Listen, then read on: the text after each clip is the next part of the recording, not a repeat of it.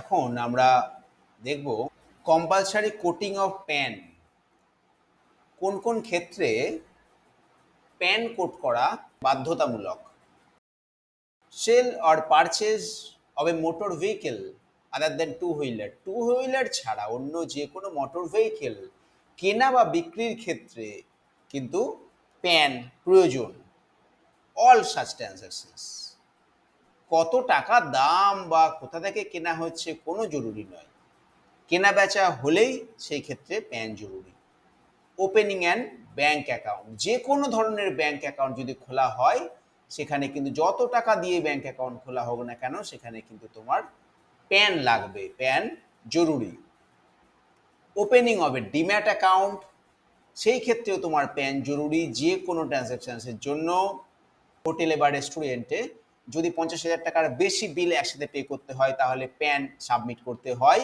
এছাড়াও payment in connection with travel to any foreign country or payment for purchase of any foreign currency at any one time and the amount is more than 50,000, 50,000 টাকার বেশি যদি আমরা একসঙ্গে payment করি ট্রাভেলের জন্য, বিদেশে ট্রাভেলের জন্য অথবা ফরেন কারেন্সি সংগ্রহ করার জন্য, তখনও কিন্তু আমাকে প্যান সাবমিট করতে হবে, প্যান নাম্বার তখন জরুরি।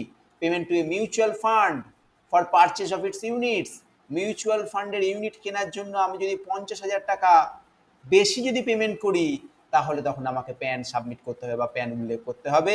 Payment to a company or institution for acquiring debentures or bonds issued by it, কোনো একটি কোম্পানির বা কোনো একটি প্রতিষ্ঠানের ডিবেঞ্চার বা বন্ড কেনার ক্ষেত্রে যদি 50,000 টাকার বেশি অর্থ পেমেন্ট করা হয় তাহলে প্যান কোড করতে হবে। Payment to RBI for acquiring bonds issued by it, RBI যে সমস্ত বন্ডস ইস্যু করছে সেই সমস্ত বন্ডস কেনার ক্ষেত্রে যদি 50,000 টাকার বেশি পেমেন্ট করা হয়ে থাকে তাহলে প্যান কোড করতে হবে। এছাড়াও ইন্স্যুরেন্স প্রিমিয়াম পেমেন্ট করার ক্ষেত্রেও একইভাবে যদি 50,000 টাকার বেশি পেমেন্ট করা হয়ে থাকে কোনো একটা নির্দিষ্ট ফাইন্যান্সিয়াল ইয়ারে, এখানে কিন্তু একসাথে পেমেন্টের কথা বলা হচ্ছে না, একটা নির্দিষ্ট ফাইন্যান্সিয়াল ইয়ারে যদি 50,000 টাকার বেশি পেমেন্ট করতে হয় তাহলে অবশ্যই প্যান সাবমিট করতে হবে।